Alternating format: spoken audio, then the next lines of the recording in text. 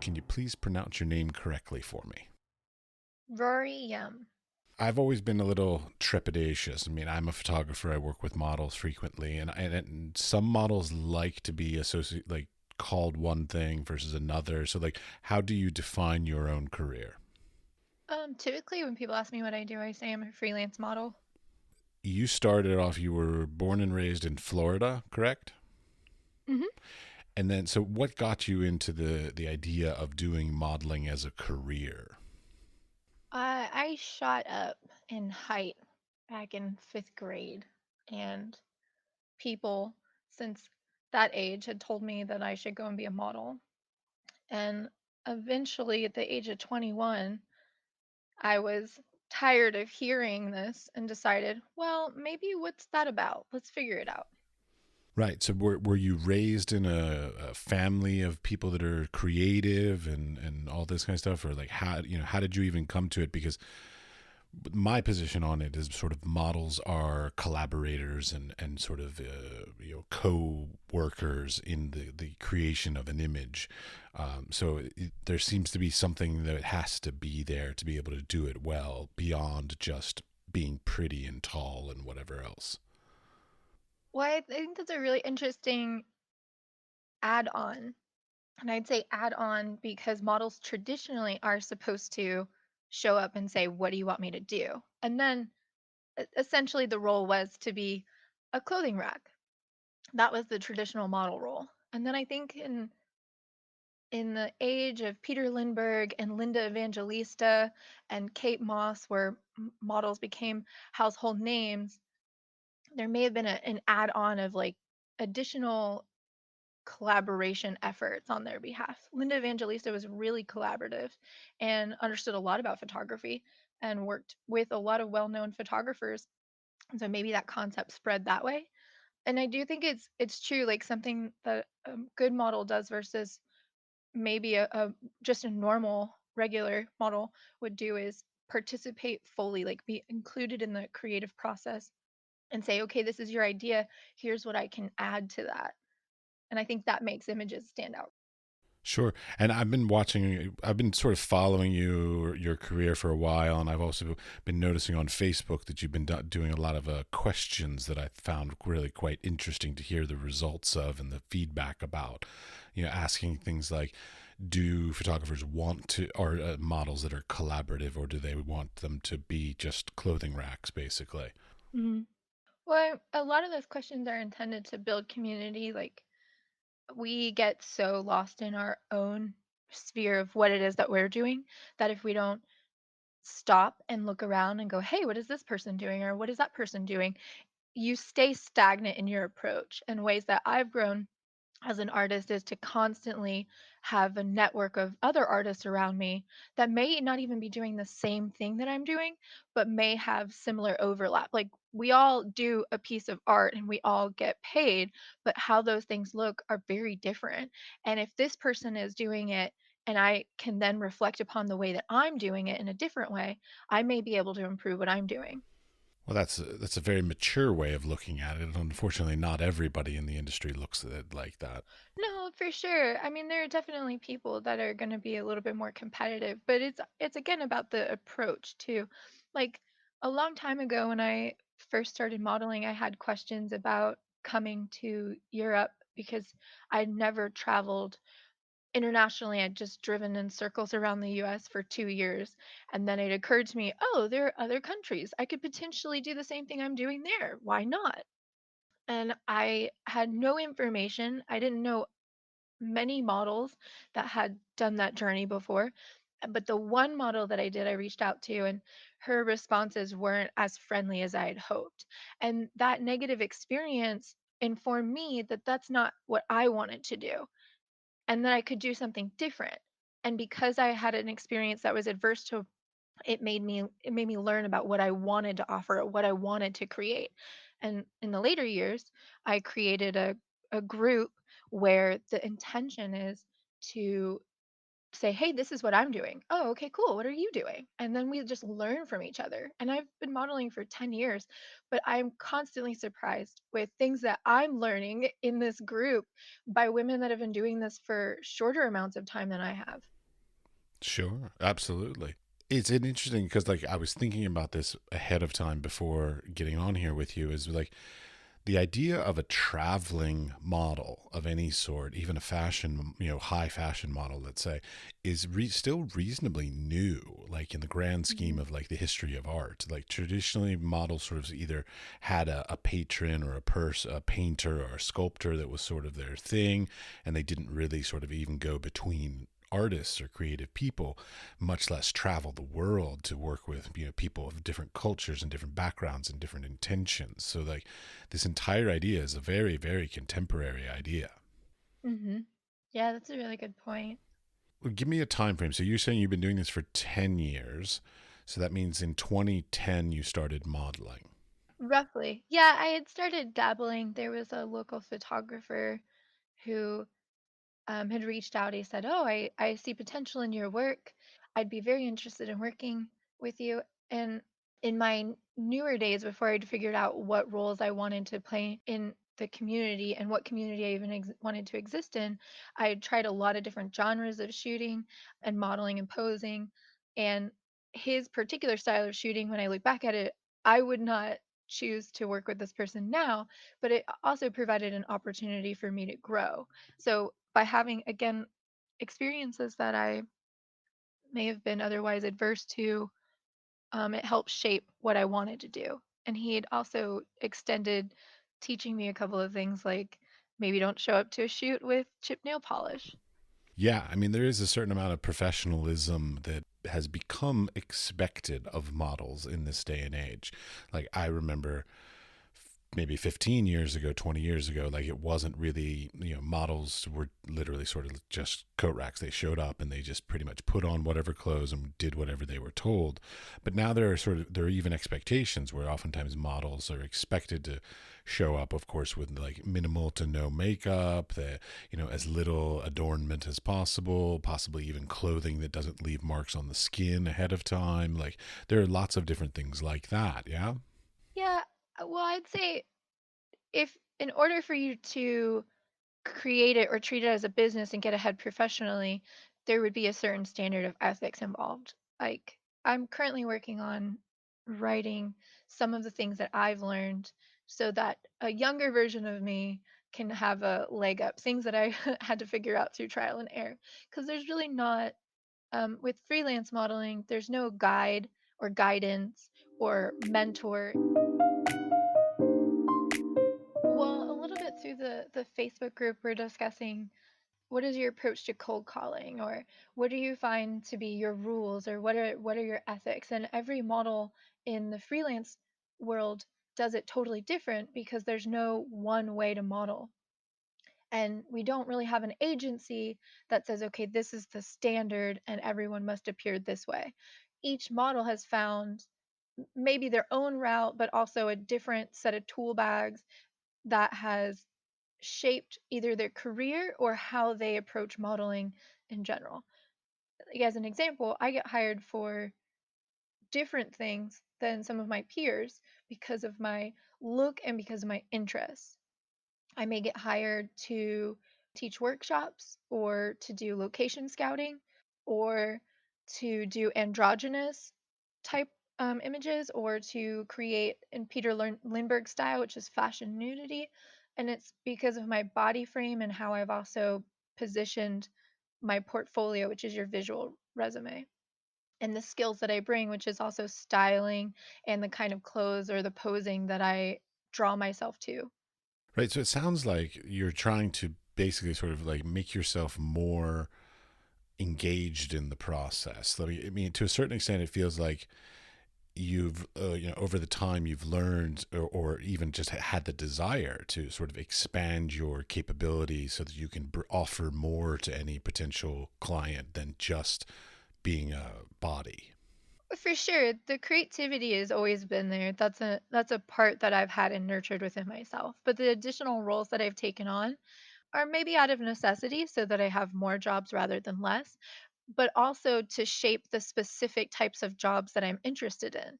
I like location scouting. I spent an entire month 2 years ago driving around in my car in Nevada, in Arizona, in Utah.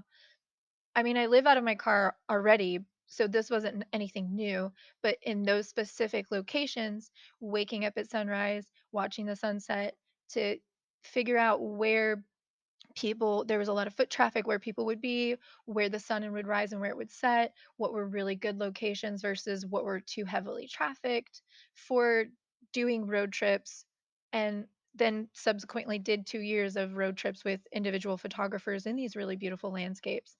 And I wouldn't do that if I was like, oh, this is just for money. I did it because I thought, oh, I love Mother Nature and I love being out and creating beautiful types of images while complementing this landscape with the natural given body that I have, because that's to me shaping the world that I want to live in, which is female nudity isn't necessarily inherently sexual. It can be just as natural or beautiful as Mother Nature is all on its own.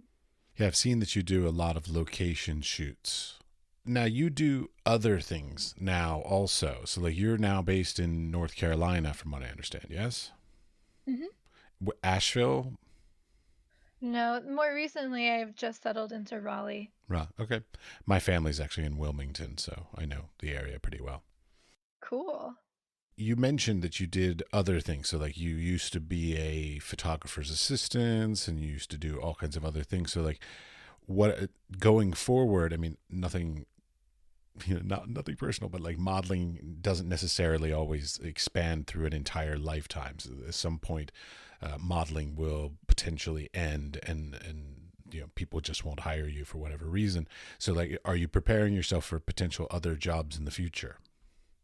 Yeah, I mean, I'd offer pushback to that. There's a couple of models that I know that are participating in that group that are in the 40, 46-year age range.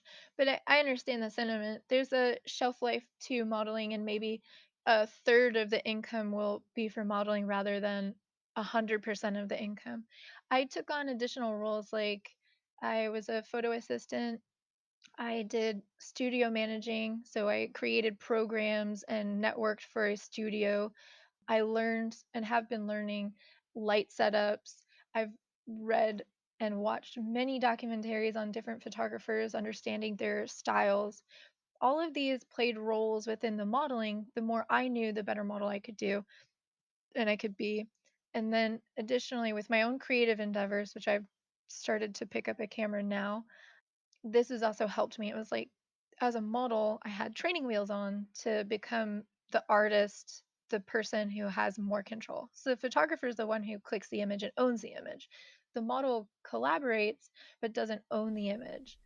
Right. I mean, I am a photographer and I hire models, and so I'm always interested in the other side of it. Like I'm whenever I approach a model, I'm always about hiring them in some way. I'm always wondering what the right way to be approached is because for example, in the United States, I used to, when I was a young photographer, I would ask people to collaborate, with because I had very little money, and then Mhm. I used the same word collaborate in Europe, and they sort of took offense to it. Like they basically see that as working for free. Mhm. And so like there are little nuances to even just how to for a photographer to contact a freelance model, I should say, because if you go through an agency that's differently. But what are some ways that you think are the best practices for photographers approaching models, and what are some bad practices? Bad practices would involve bad communication. I think the more aware you are of what your project entails and what would be required of the model, and the easier it is for you to communicate that across, because every model has their own agenda and their own needs and their own value system. And value system refers to, maybe I'd be willing to accept your particular job and project because I'm really interested in it, because I know you as a person, not just as a person I'm going to potentially work with. And so I may be willing to value that job and my fulfillment at a higher rate and give you a discount as a result, whereas another model who doesn't know you may not. So there's a lot of factors that go into it, especially when it's a value added rating system. Yeah, well, I mean, which goes back to, of course, the question about like how do models price? Because like on the one hand, I'm a fan of trade for what used to be trade for print, but like Mm. these days, I'm not a big fan of trade for whatever trade for now is. Like trade for print in the old days, when I'm thinking like darkroom prints and stuff, like I felt like I was actually giving them a piece of the art of it, that I crafted and I printed, and it was a unique thing and it was something nice. But these like trade for just digital images now, I feel like that's a ridiculous question to be asking a model to do something like that. I mean, yes and no. If the images are digital and they're high quality, and the model is also granted the permission to print them on their own and print them on their own for portfolio updating or print them on their own for selling to her fan base, that could be a value. I value it a little differently than maybe some models. I know some models who have more strict, rigid lines where they say, no, it's 100 or $125 an hour at the end. Whereas I look at every project that comes my way and, write out, communicate clearly, these are the values, and then this is the rate that I can offer. Does that seem fair to you? And then we proceed if it is. And in some circumstances, Frank Oakenfels is a really great example. I worked with him. I love his work. His creative process is incredible, and I thought, well, I would really love a print of our shoot together, and worked with him in collaboration for a print and a discounted rate. Yeah, and to me that's better than the whole silly like trade for just straight up images. But I guess these days like models also need images also for because social media and all the other ways that they continue to build their networks. Well, there's also Patreon and this kind of OnlyFans, I think is another one, Mm-hmm. where when Tumblr was functioning as a placeholder for folks who were creative and could put nude work, which and it was also a social outlet, versus Instagram and Facebook, which does not allow nudity. Um, there was more of a fan base that would be a mix of both artists and people that just found the work or my story interesting. And I'd created stickers and I had created small print runs that people actually purchased, and that helped, fund like some of my trips or some of my creative endeavors. And maybe that doesn't exist on Tumblr anymore, but I can still crowdsource if given the right pitch and kind of reward to the right crowd. Okay, so I'm interested. So what you're now talking about is like the different income sources. So like the straight up just modeling is not necessarily 100% of your income. You have other income streams that help to, make up your entire, gross income. So like what are some of these other avenues that you've been working on, and how well do some of them work these days?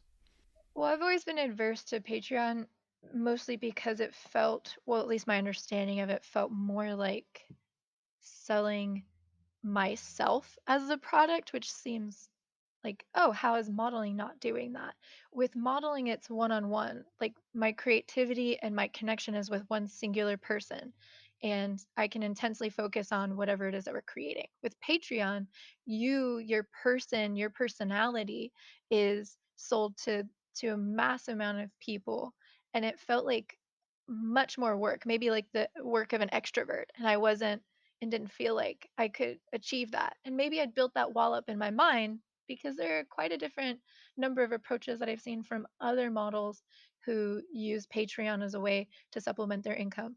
From Lillias, who makes roughly $3,000 to $4,000 per month on her Patreon, Mm-hmm. to folks that only upload artist reference images and make anywhere from $100 to $300 a month. Which, if you were posing for artists, that might be the same. Like in person, that might be about the same amount of income you'd be making. Hmm. Actually, I had a question. Do you only work with photographers, or have you ever done any work with like painters and sculptors or any other medium?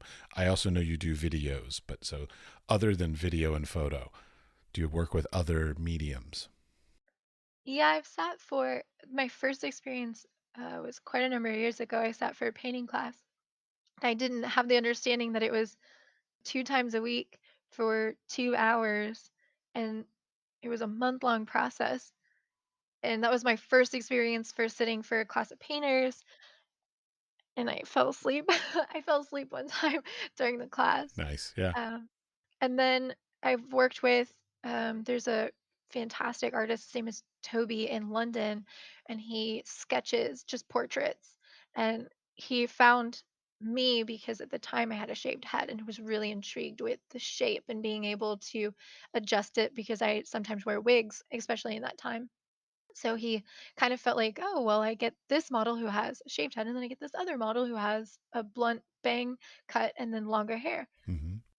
And I've worked with sculptors. There's one that's based in New Orleans who made a torso of my body, which was really interesting. The experiences have been varied, but they go from painters to sculptors mostly. So after 2 years of doing just around the United States, you decided to go to Europe. Was there some dramatic difference between your experiences in the United States versus Europe? And then, well, for that matter, even within Europe, did you find any sort of unique differences between the countries and the way that they communicate or the way that they work or the way they plan or anything like this? Yeah, I think after traveling to Europe, I was quite disappointed in the US in the way that we treat art. So in Europe, people were much more professional. They committed to a date, they would commit to a rate, they would commit to everything in communication in rather rapid succession. In the US, you'd have several conversations before someone committed to any sort of date or definitive information regarding to the project that you're about to embark on. And in the US, you get a lot more back and forth and rate haggling. I think it has something to do with this. Well, I spent a lot of money on a camera, so, why do I need to spend money on you additionally? And can I just give you, digital images? And there's not really a value in the art. I think there might be several underlying reasons why, whereas in Europe, a lot of folks have incentives to create art, whether it's government funded art programs and grants, but there's also the need and necessity within the society to understand that art is important and to repeat that back to the people who are artists versus in the US, where it's more scrappy and seems a little bit more scarce to find funding, especially when it relates to nude art. I mean, think about all of the great photographers who were famous for nude art. Are they American or European? Primarily European, absolutely. Yeah. No, I'm from America, but I currently live in Europe, and I do see these dramatic changes and difference of opinions. I mean, you do have to remember America was built on the puritanical idea, so the fact that they're less evolved in their idea of nudity is not too surprising, really. I mean, I agree with that. I just think that it's like perpetuated in the culture through the sexualization of the female form. So whether it started out as this puritanical, the woman's body is evil, where it has ended up as really exploitive of the woman's body. And so therefore it's kind of hard for young female photographers who are primarily shooting in self-portrait to create images of themselves, nude or semi-nude, and it not be seen or deemed or demonized as porn. I lived in the Middle East for 6 years, so all of that was just off the table. Like, that was not even a discussion that was had because of Sharia law. So, Mhm. to go from America to the Middle East to Europe, it was very refreshing to leave the Middle East and sort of come to someplace like Europe that had a little bit more of an open mind when it came to figurative works in general. So it doesn't matter gender, but just general figurative works. Yeah, that's a good point. I mean, after I spent time in Jordan backpacking, it really made me grateful for the advancements that we've made as far as, you know, marriage current today for women isn't ownership like it used to be many years ago in the US and not even that many years ago. And we have the right to vote. Whereas when I was spending time in this village in Jordan, a younger woman came up to me and touched my hair and said, "I like your hair." And it kind of touched me in a like, oh, she's acknowledging that I have a choice that's not available to her. And something as simple that I had taken for granted, which was my haircut, was something that meant a lot more to her because she couldn't have it. And that really gave me perspective. I'm not saying one culture is better than the other, but you can definitely see by comparison advancement and not be so angry at the things that you don't have. Oh yeah, we do have a sense of sort of entitlement. Like we take for granted all the freedoms that we have in sort of certain societies over other societies. I mean, as I said, lived in the Middle East, and when I was in the Middle East, actually, my job was to teach at a university. I taught art to Muslim women, so Wow. I had a very in-depth experience with that, and dealing with the sort of cultural dynamics between being a man from a different culture and having to participate in the female part, the female Muslim community, gave it a whole new perspective for sure. It sounds really interesting. It was interesting, and I'm happy I got out without being arrested. Yeah, I was to say they're quite strict. From my understanding, it could be arrested for nearly anything at any time, so it doesn't feel as secure. Yes, that's absolutely true. I have a friend who posted an image on Facebook, and it was a picture of a car, and the person who owned the car didn't like the picture, and so she got thrown in prison and deported from the country and is never allowed back in the country. Wow. Yeah, so I couldn't really participate in social media and anything like that for 6 years. I could imagine being cut off from the rest of the world. That's how I connected with my family when I was traveling, was through Facebook. Yeah, you don't know what freedoms you have until you suddenly don't have them anymore. Hmm. Yeah. I mean, as a side tangent, like talking about revenue streams, I've worked with artists in their developmental process, like creating a book. Their intention to hire me was to create a book, Mm-hmm. and have seen the development of idea to completion and what that looks like. And traditional methods, I'm assuming, would have been just hire a model for a particular project, then displayed in a gallery. And I think that with the internet and what we have accessible to us today, we have many different avenues depending on what our needs are or what we're able to accomplish reasonably. Like if you have a lot of time or if you're willing to commit a lot of time, you can create art and profit from it with only the value of using your time, if that makes sense. It does. I mean, I've got 7 art projects from my entire career that I'm waiting to find a publisher to help me publish. But yeah, I mean, the hard part is of like publishing books is the issue of, do you hold out and wait for like a proper publishing house or publisher to help you with it, or do you self-publish? Because there's still at this moment still a bit of a stigma over self-published works and books versus having a proper publisher backing it, kind of thing. So I was wondering if that's a perceived stigma or if there's metrics that can like prove that idea.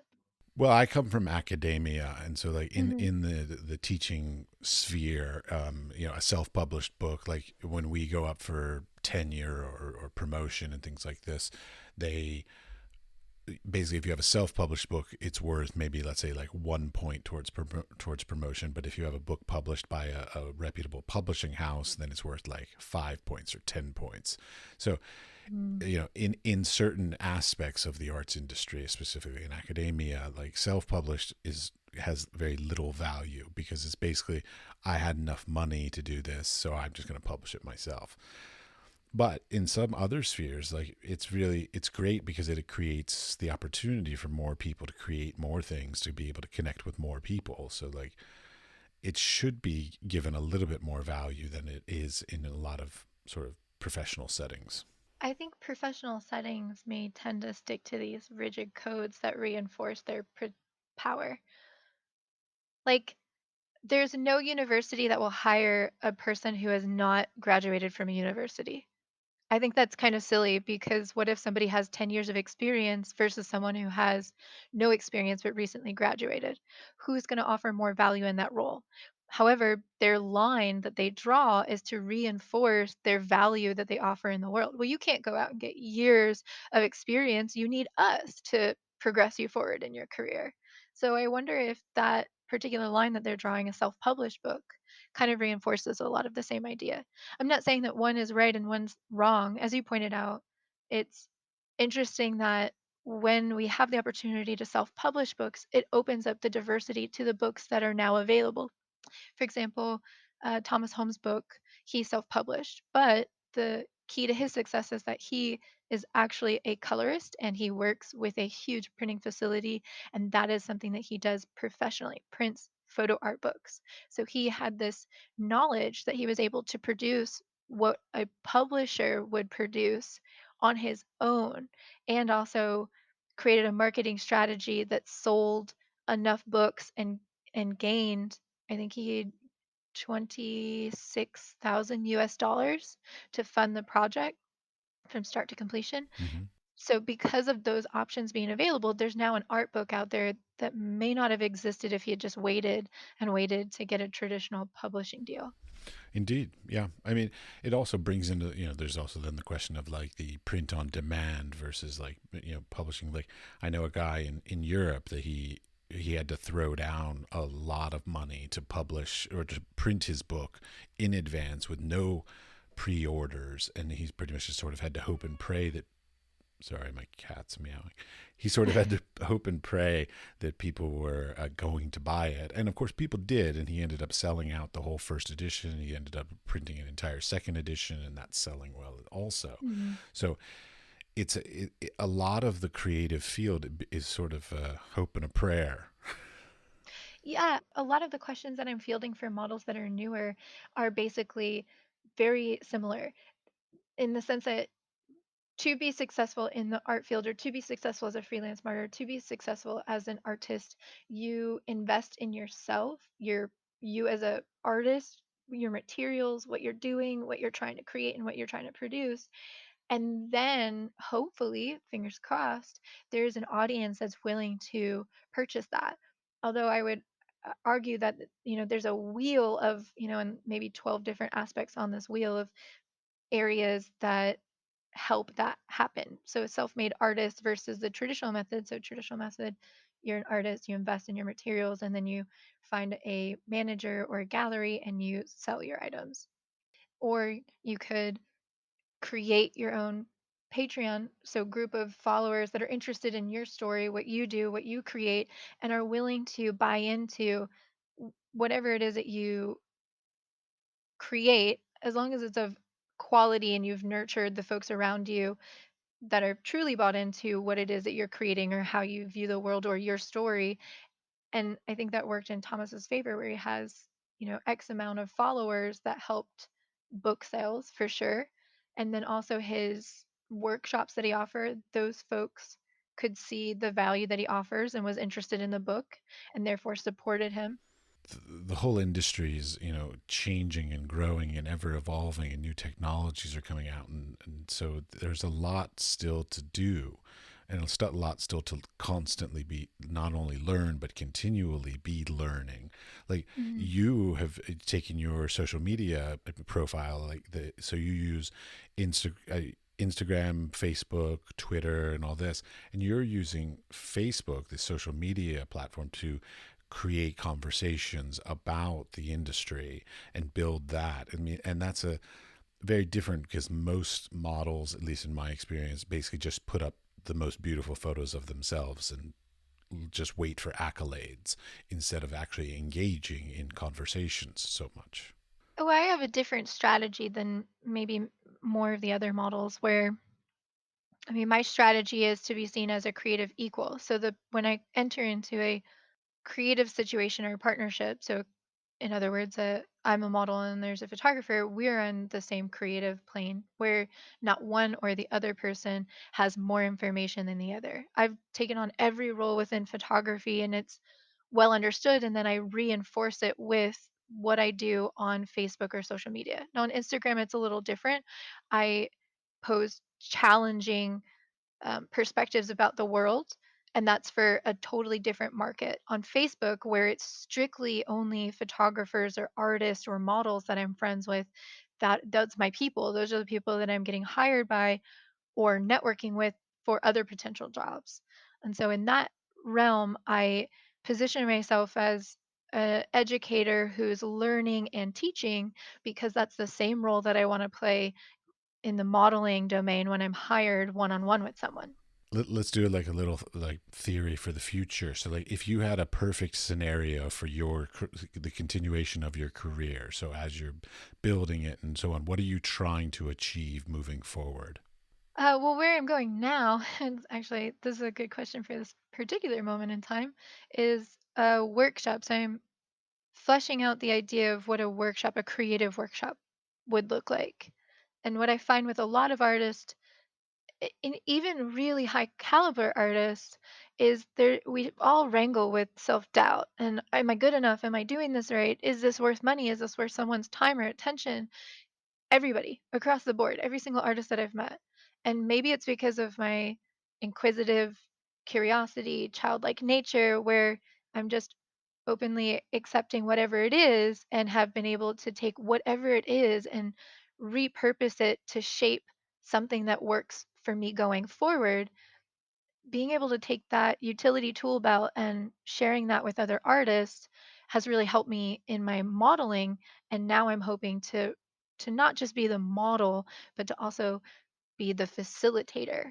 And that's why I think workshops are great for that. Oh, I mean, I love the idea of workshops, the concept of them, and I have, over the years, people have tried to say like, "Hey, you should run workshops," and like, all I see as a photographer, all I see when I think of a workshop is basically another full time job of trying to market another thing. So like, I'm a photographer and I make my art and I'm trying to market that, and that's a job. But then to be sort of a workshop person, running workshops, coordinating workshops, planning workshops, that's a whole nother marketing scheme. That's a whole nother set of clients. It's a whole nother public relations thing that I don't have the skill set to do. Like, and the anxiety, like you said, the fear Mhm. of the embarrassment of like publicly saying, "Hey, I'm going to run this workshop," and then nobody signs up for it, and you're horribly embarrassed because you can't even fill up a 5 person or a 10 person workshop. Like that is a huge, intimidating, anxious feeling when trying something so new and so public. Yeah, I mean everybody struggles with the fear of failure. But I would reverse that. Do you like teaching so much? Is that a thing that you really enjoy doing? Are you actually asking me that? Yeah, genuine question. Do you Oh like yeah, do I'm a you enjoy the professor. process? I absolutely. My favorite part of teaching is the act of teaching. The part I don't like is the administrative work and the meetings and all that other stupid stuff.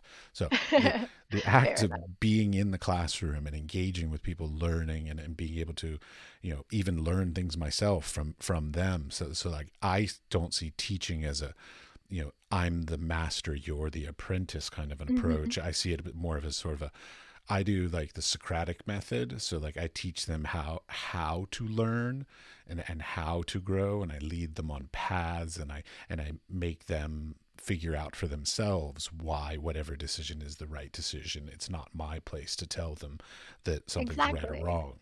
I think we have a similar teaching style. This is I call it empowering people through using the tool belt, their own tool belt. You have all the answers within yourself, but being able to figure out how to get there and feel more solid in your choices. I don't want to tell you what to do.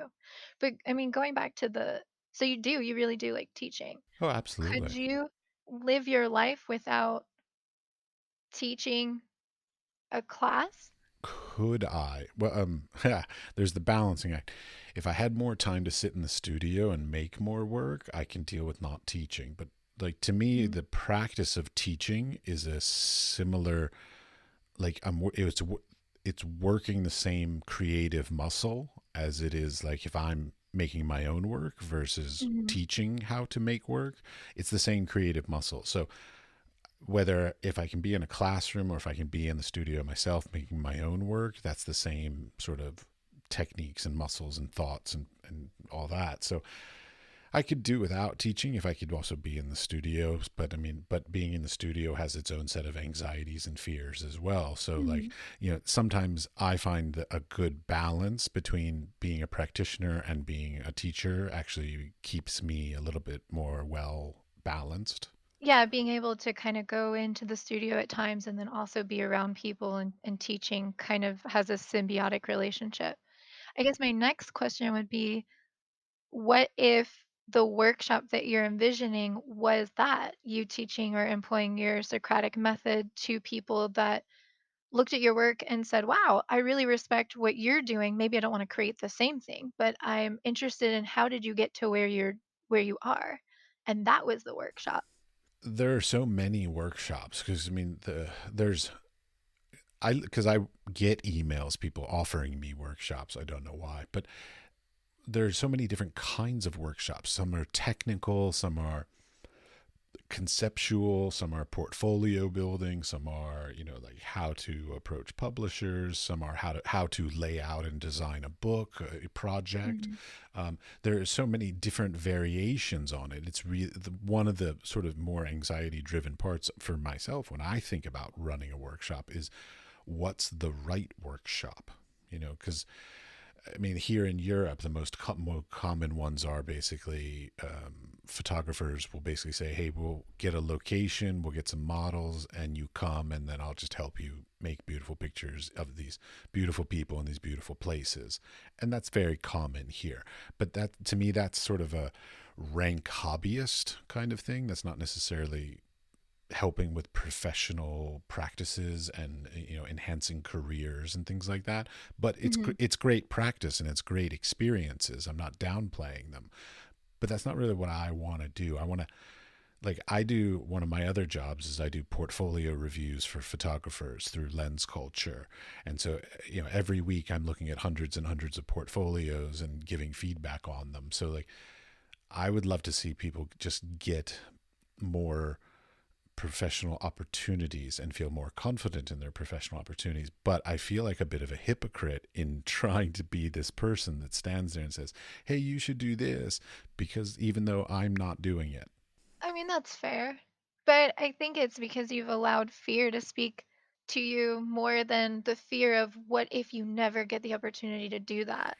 Oh yeah, fear is a very big, overwhelming thing in the creative industries in general. So, like, whether it's a photographer, or an artist, or whatever, like, we Mhm. all have those fears, and we're always afraid of failure in everything we do. Like, I mean, I'm working on projects, and I'm always going, "Will anybody even care about this?" Like, period. Yeah, I mean, I struggle with that a little bit too, mostly because the imagery that I'm involved in involves my person, and so it kind of feels vain.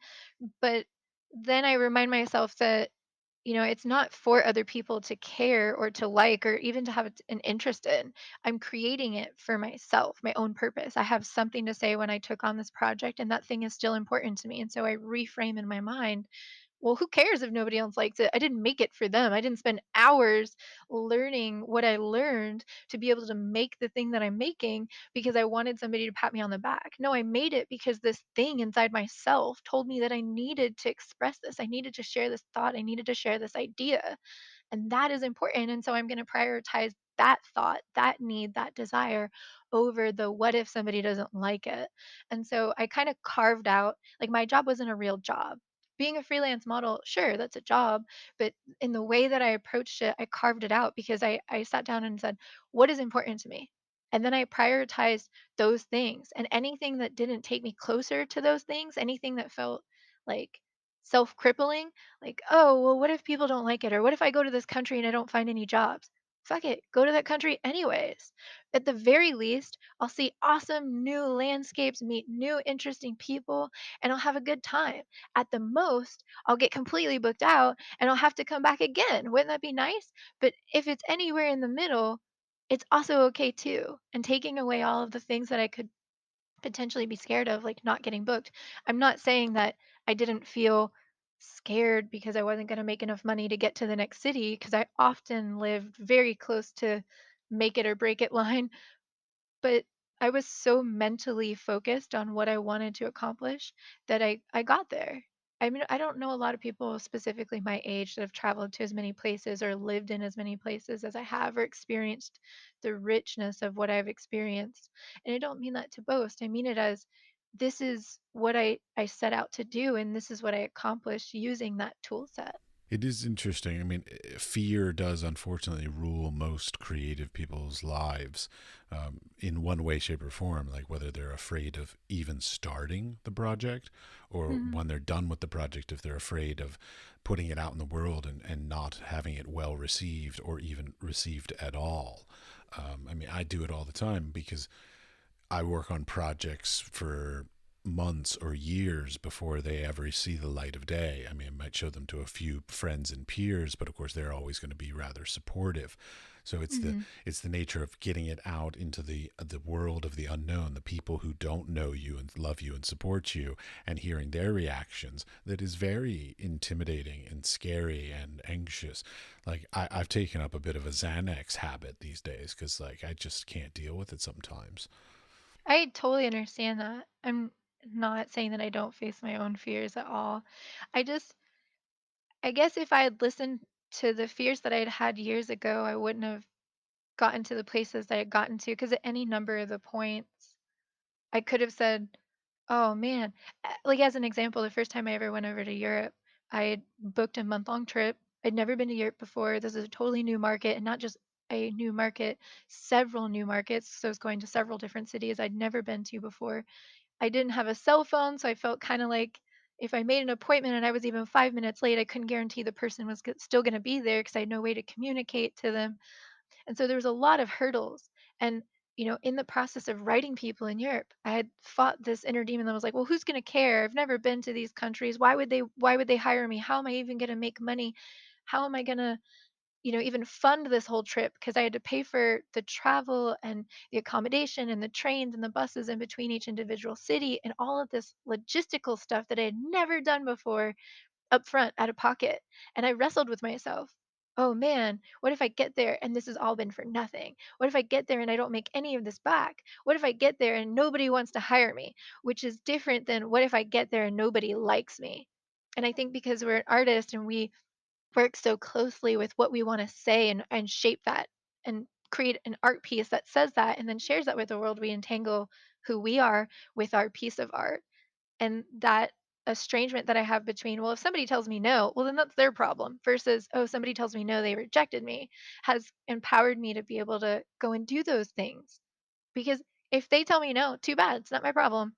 Their problem. I know what I offer. I know what I bring to the table. And I have a lot of clients at this point now that were really supportive and were happy to hire me many times over, which tells me that I do offer a thing. And when I choose to focus on those positive experiences rather than the few people that said no, then it empowers me to go forward and move and create cool things and take bigger risks. I'm not saying I don't also fight with those inner demons of like, well, what if I'm not good enough, or what if this doesn't work?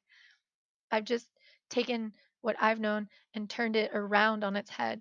Like I told myself before I went to Europe, or before I went to South Africa, or before I went to Jordan, could I live with myself if I didn't? If I went my entire life without going to those places, could I live with that?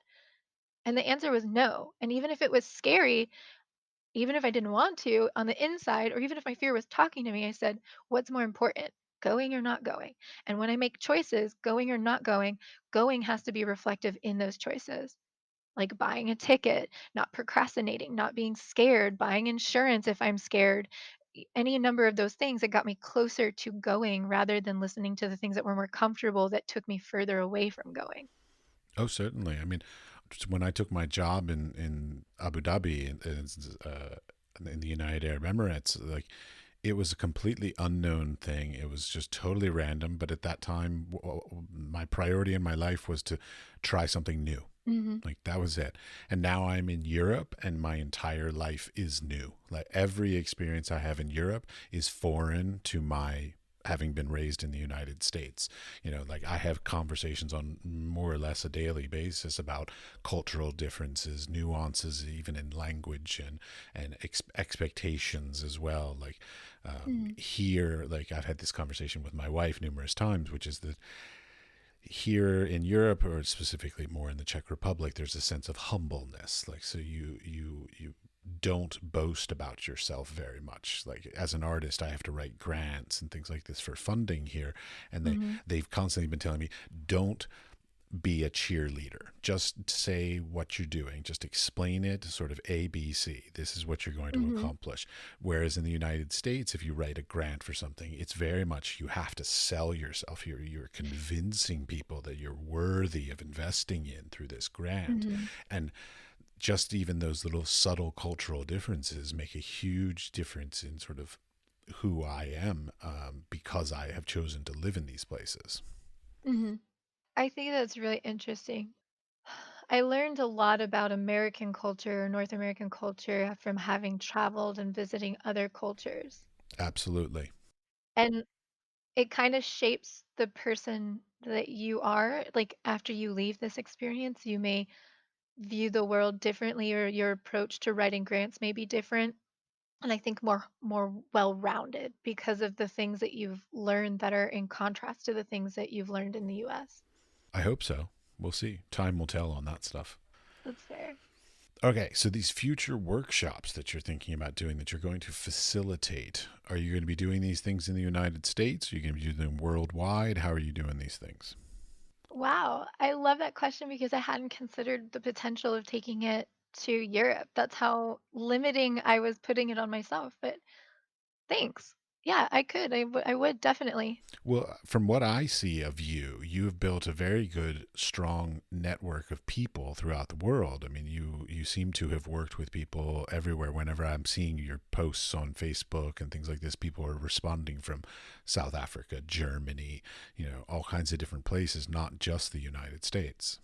Yeah, I would agree with that. Every country that I visited, with the exception of Jordan, because I visited for different reasons, I've worked with artists, and I would hope that I did leave maybe an impression and the footprints of a network. And I could draw on that and continue to collaborate with folks. I think the idea of the workshop is to facilitate in physical form a learning atmosphere, and then also maybe one-on-one sessions with artists, because I do spend a lot of my time working with artists using that tool belt of creativity and curiosity and quieting our inner fear demon to just in a photo shoot realm where I've only been hired as a model. Going back to just the pure modeling thing, I have a question about that. Yeah. Do you like it when like photographers come in and let's say they have inspirational photos, you could call it mood boards, whatever, like as things like this, or do you prefer it to be more non-visual, so that like allows you to sort of interpret the words they're explaining more than just sort of mimicking or copying an image that's been put in front of you?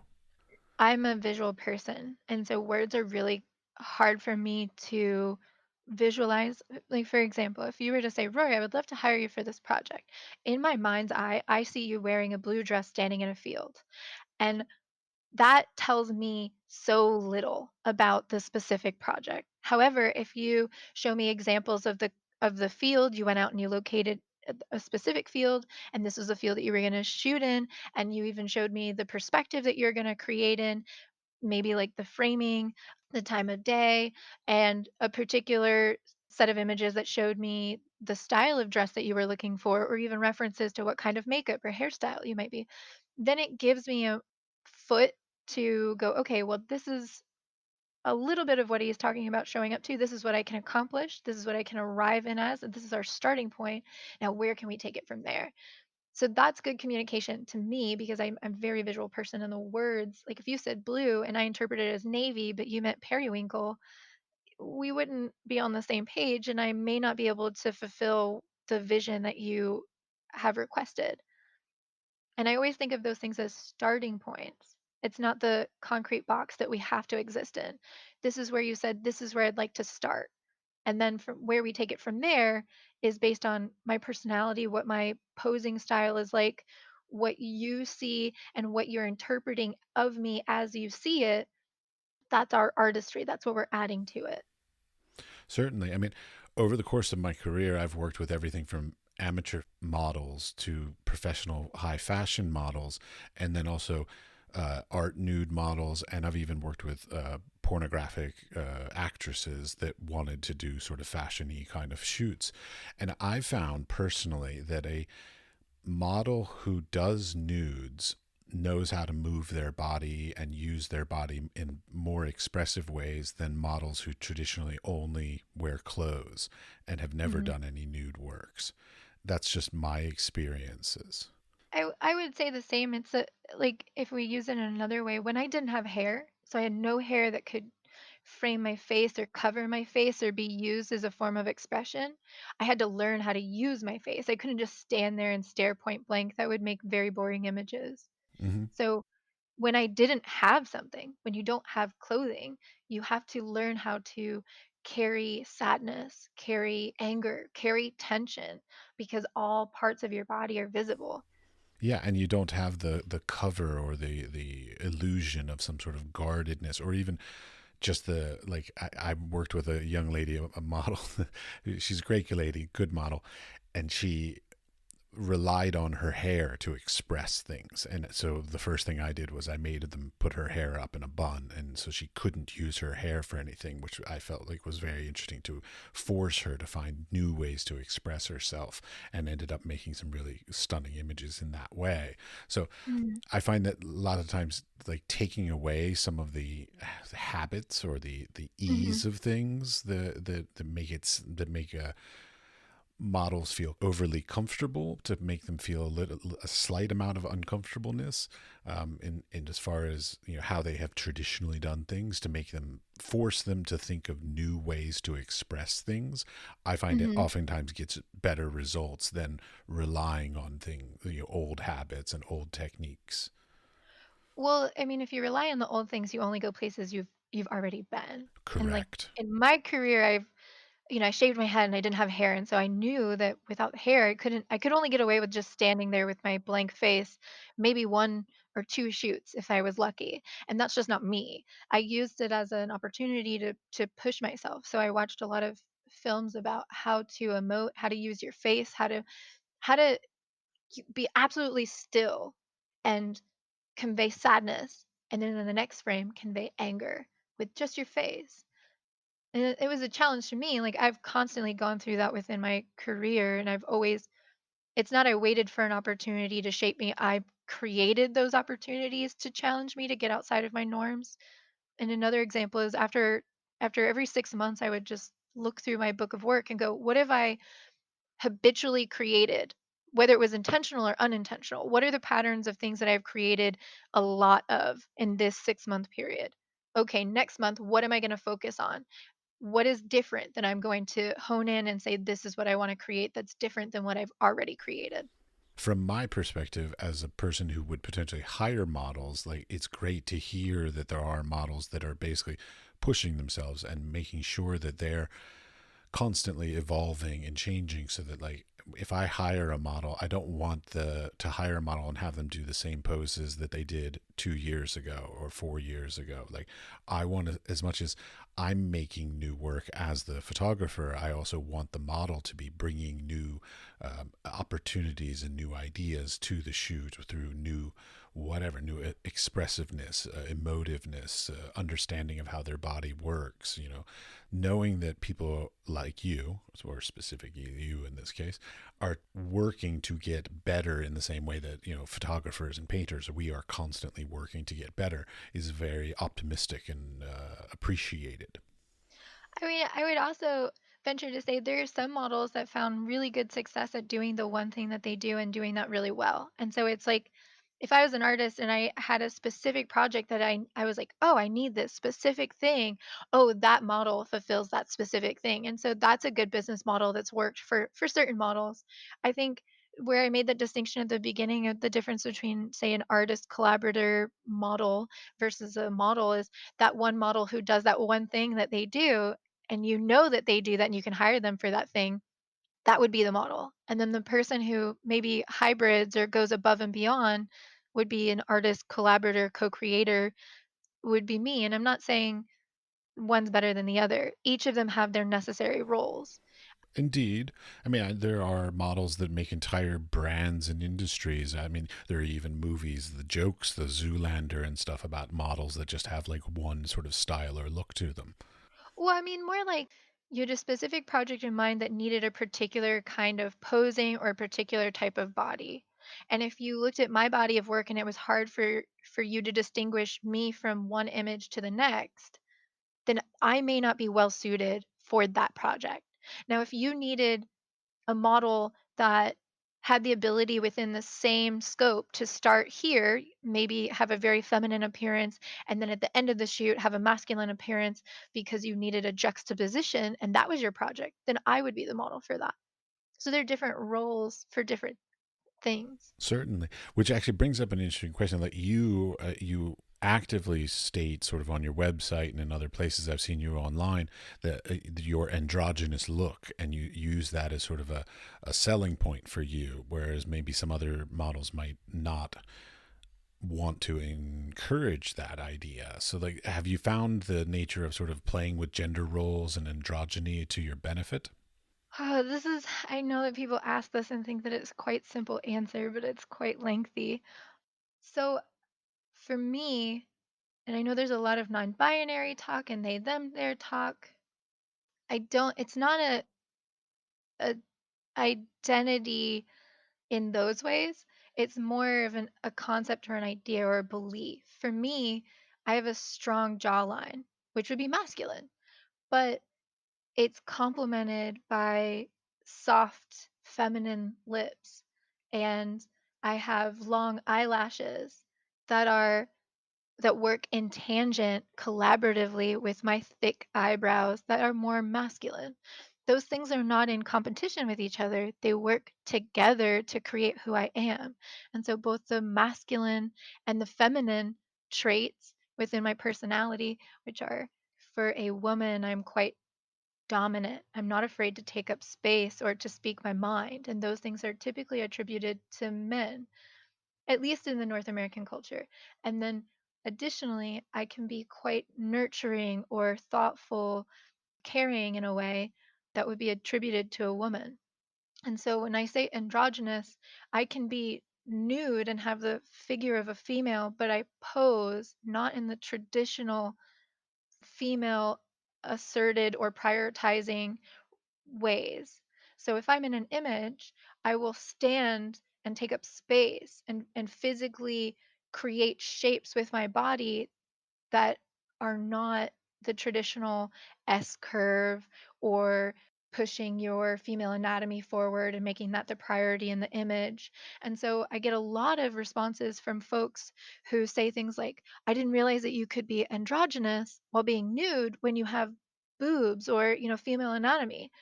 And it made me realize that what I was doing was just standing, physically holding my body, carrying it in ways that people interpreted as only male.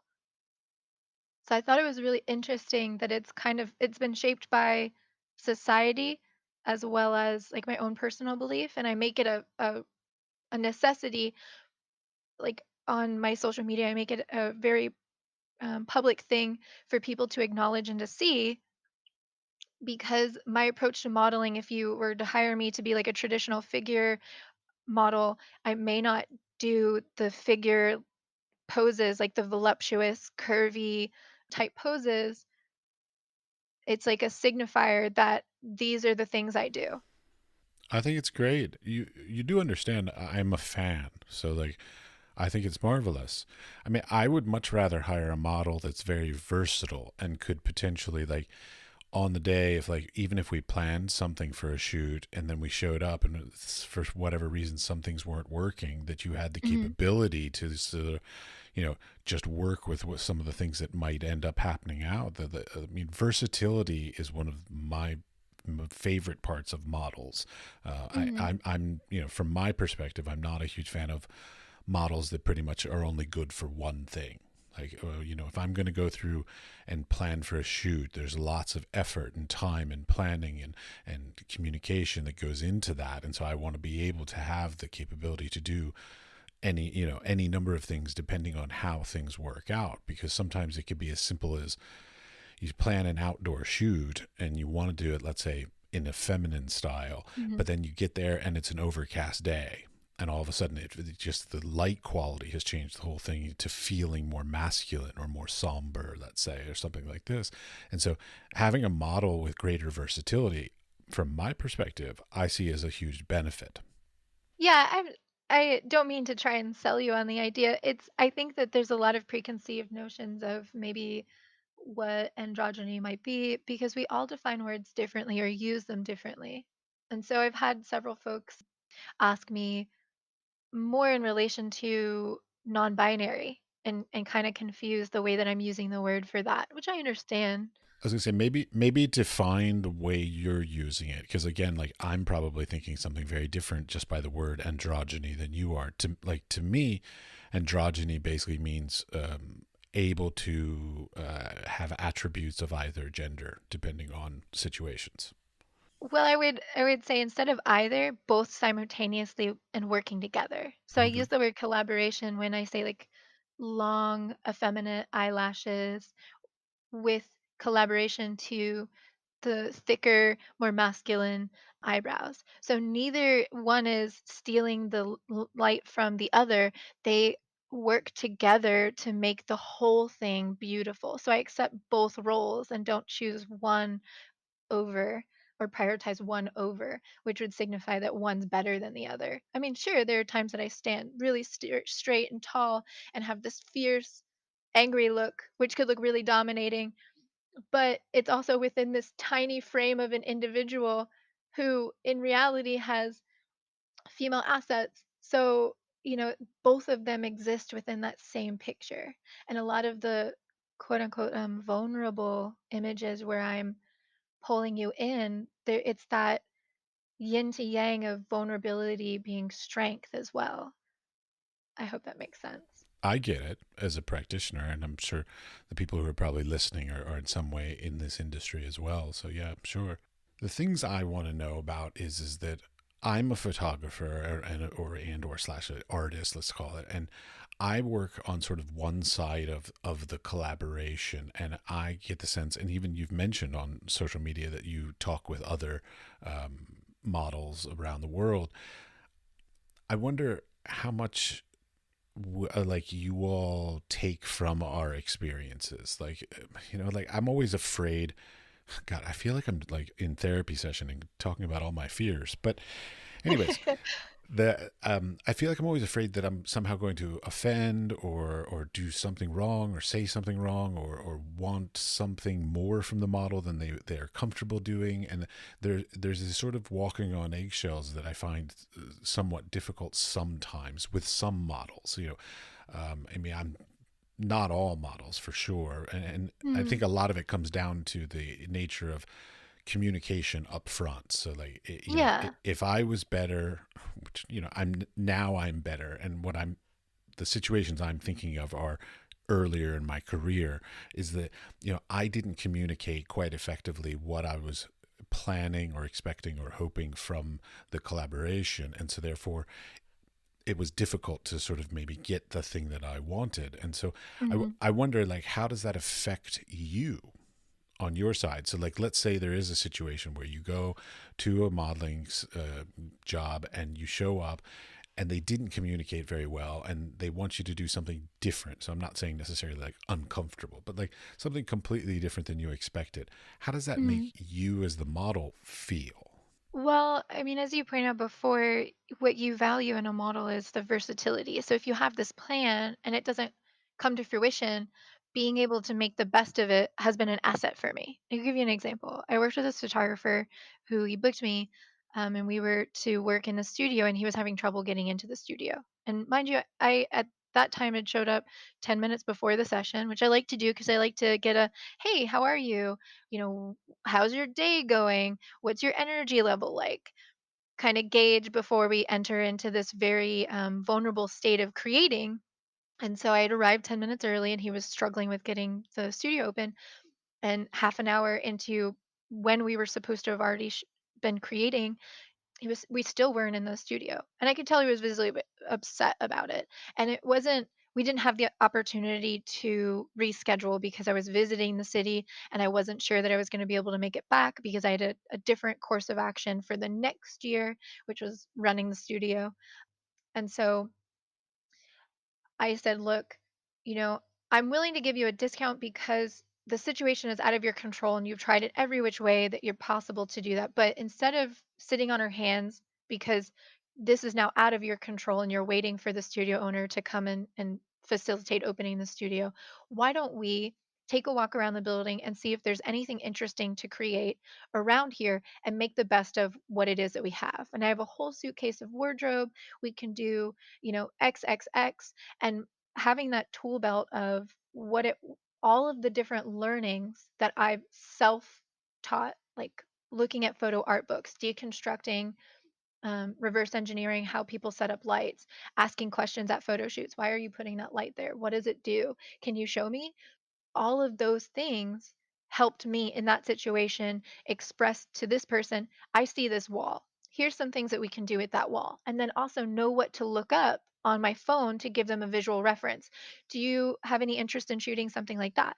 Now, when I do those things and I start asking those questions and I probe and show creativity, it opens the door for them. He was angry and was not able to create, and then during this creation process where we reframed what was happening, here's what we can do with what we have.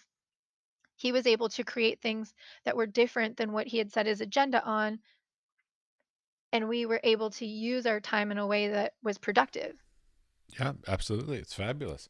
I mean, from your what you're talking about there, I started thinking about like Ellen von Unwerth and like so like, are you going to start becoming more of a photographer and creating some of your own ideas as well? Well, at this point, I've started shooting self portraits out of necessity because of quarantine. And I think the reason why I've been so adverse to picking up a camera for the longest time is because Mm, kind of the thing that you had expressed about teaching. Would you ever give up teaching? Probably not, because a part of it that fulfills you is the learning process that you're learning and they're learning, and it's a learning atmosphere. And what I found that I was doing in modeling was teaching and learning. Like, it wasn't I saved the day, it's because his willingness to make a bad situation a better situation and engage in those conversations, we were able to make a bad situation into a good situation. It wasn't I'm the teacher and you're the student. It was let's figure out how to do this going forward together. And what I've maintained the difference being between a model and I guess what I do is the medium is people.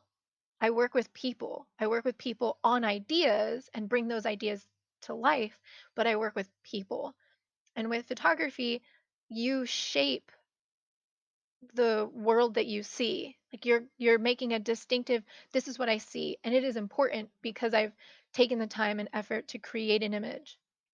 And for me, picking up a camera was a little I don't want to create or shape the world. I had the reverse kind of apprehension to it where I didn't want to allow myself to acknowledge the amount of information and education I had gained over the 10 years and if I was good enough. And so eventually I did pick up a camera, thank you quarantine, and have been creating, but I don't see it as like a way that you do it, like a means to an end where I create a finished piece. I see it as an expression of these are the things that I can do. This is my credentials of the things that I've learned. And this is the space I want to create with you. So it's a necessary means to an end to create workshops and other learning atmospheres for people. Okay, so you're not going to be a future photographer. That's fine. No, not as I don't see it as like like a one third of my revenue stream will strictly come from photography, maybe even less of it, but definitely a way to show this is what I can do and this is what I'm capable of. And this is why you should be interested in these learning atmospheres, not because I'm just going to show up and teach you things that I've learned about how my body looks good or how to pose it. Like these are the attributes that I can additionally teach you. And here's kind of like a resume. Sure. It's funny. I always wonder about the old days, like because like you hear about old painters and sculptors talking about their muses, these people that Mhm. sat for them for, months and years on end. In many ways, as a practitioner these days, I wish I could find a single muse to really sort of work with again and again, and sort of to get better and richer and deeper and more emotive and expressive and more collaborative. But it doesn't seem like that's very common. Like, do you have the habit of like doing working with the same artists year after year or month after month? I don't know how frequently you work with them. Yeah. I know it sounds crazy because I'm all over the place, but there have been many artists that I've worked with where I can look back and say, this is where we started and this is where we are now. John Ing is based in Chicago and he's a fashion photographer. And I would work with him 1 to 2 times a year, depending on how frequently I was coming through Chicago. And I can see from our first collaboration to our last collaboration the growth that each of us have made because we're not shooting the same thing, which would make me want to go and shoot with that person again. I generally, if I work with someone, I'll work with them again if the experience was great. But if on the second time there's no growth or change in their style, then I'm less inclined to work with them a third time. You know what? I'd love to hear some examples from you because, again, you're my first model muse person that I've spoken to on this podcast. So this is all exciting. I have lots of questions. The What are some bad experiences? Give me a couple examples of some things that just made you be like, "Oh crap, what have I gotten myself into?" Or "Holy shit, I never want to work with this person again." Obviously, do not say names. Yeah, I mean, I've worked with a person who and again, it goes back to the you can create art in any atmosphere, home studio, a studio on location, anywhere. There's no judgments for which one's better than the other. Like I just want to create art and I want to create art to the best of our capabilities. And in this particular instance, this person had a home studio. It was in Barcelona, so as you can imagine, it was quite small. And the photographer had asked me to wear a hat and I was adjusting it, putting it on my head, and completely nude wearing the hat. That was the concept. And I thought, oh, this is really cool. We can make some really interesting shadows across my face or even across my body, depending on where we put the light. And as I was I had my head down, adjusting the hat on my head, I felt the hat move. And I was like, huh, this is really interesting. The hat suddenly grew legs and limbs and decided it didn't want to be on my head. And when I pulled my head up, it was the person adjusting the hat on my head. And I'd asked him politely, um, so this is my bubble, and I prefer if you're not in my bubble. If you need to adjust the hat, can you ask me? And he's like, well, it's just easier if I move it. And I was like, well, it's really interesting that we have communication as human beings. Can you use your words to tell me how you need it to be moved? I'm perfectly capable of doing it my own. So I try to politely say it 2 times before I get more rigid and say, look, dude, don't touch me. The end. Yeah, Just I don't. know. I have a hard, fast rule that I don't touch models, and part of it comes from being in the Middle East, of course. Hmm. But I know a lot of photographers that feel like it's perfectly appropriate for them to basically touch models and move them, especially when they're in vulnerable positions, like being nude models and things like this. And I don't understand. Personally, I feel that's completely inappropriate and unprofessional. And so my question to you is basically like, how do models feel about that? So like, I have my feelings, but I always wonder, how do models feel about that? I think it's a good standard to assume what you've assumed. Is just like a clean rule across the board, do not touch the model. It doesn't matter if you're adjusting their clothes or a hat on their head. It's I like to keep an arm's length bubble around me at all times. And if you're going to be close to me, then within that bubble, whether it's because the framing or your lens or any other reason you need to adjust the light, it's always polite to just ask. I mean, if you were in an office atmosphere and you were going to walk up to your coworker, would you walk within their bubble? Likely not. And if you wouldn't do it in an office space, then don't bring that to a more intimate or vulnerable setting. It's not that I'm saying never adjust something on me, and I'm not demonizing people who are not aware of. You can't be aware of what you don't know. And so if someone was so excited about the art they were creating and leaned over and quickly adjusted something and then went back to shooting, I wouldn't yell at them or get mad at them. I would gently say something like, "Hey, I would prefer you not to be within my bubble. If you need to, if something needs to be fixed, can you please communicate it to me?" And I mean, I guess maybe I have a little bit more empathy because there's been many situations, especially in Japan, where I don't speak the same language, and it may be really hard for them to communicate something that they need, like an elbow or an arm or a knee. And I've had people say elbow and they meant wrist. And so I then, at the beginning of the shoot, knowing that there's a language barrier, say, "Hey, I know that it's going to be difficult for us. Perhaps point to the part on your body or demonstrate with your body what it is that I need to change." Oh That yeah, way we don't have to be touched. I do it all the time. Like I'm constantly posing. I look absolutely ridiculous when I'm shooting because like I'll get in the pose that I want the model to get into. So like I'm doing it while trying to shoot it, and it's a thoroughly entertaining thing if anybody ever watched me do a photo shoot. But luckily nobody has done that yet. But yeah, I mean, don't get me wrong. My 100% like never touch. Should clarify because I mean I'm sure there are reasons. Like I can think of like moving some hair, like if a hair Mhm. drops in the wrong place, or if an article of clothing is sort of draping not quite right, and I needed to drape a certain way. Like I will go in and adjust those things, but I try to generally have the hard fast rule of basically it's sort of like, I guess for lack of a better word, like no skin on skin touching. Like, Yeah. like I mean, well, in that case, the photographer, when his rebuttal to me was like, "Well, it's just a hat, and I'm just touching the hat." And I was like, "But you're my personal bubble, and I've requested as a person who's nude and vulnerable for you not to touch me.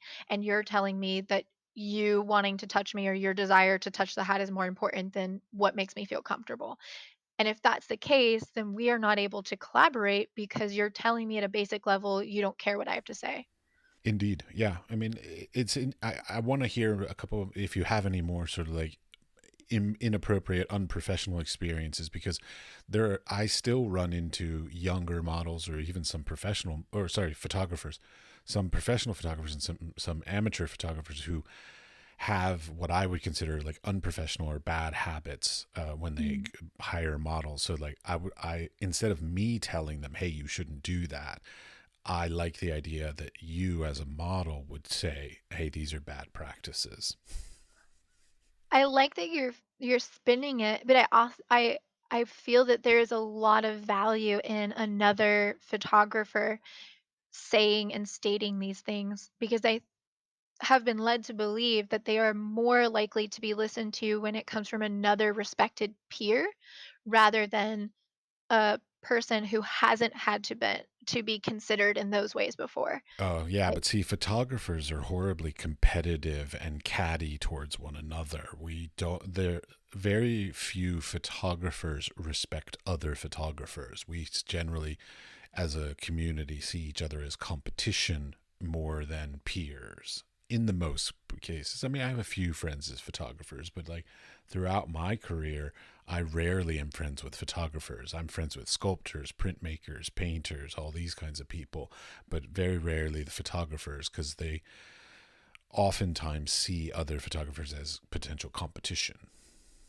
that's so crazy to me. I guess that's kind of the thing that I had encountered with models as well, and sought to change that, or at least to surround myself with people that didn't have that specific mindset. There are some out there. Yeah, oh yeah, I'm friends with a very good photographer right now. And so, like me, I do have friends who are photographers, but it's not the most common thing. The majority Yeah. of my what I would consider my peers are in other mediums.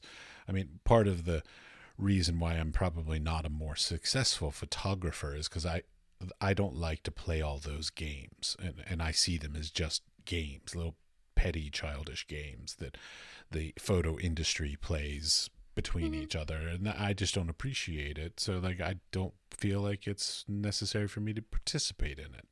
Yeah, for sure. I totally get it. There's some models that through their actions, I've I've been informed that that's not the kind of model or person I want to spend time with. And the same goes with photographers. Like when you had mentioned with Facebook, posing those questions was really informative of who people were, the artist personhood behind what they created.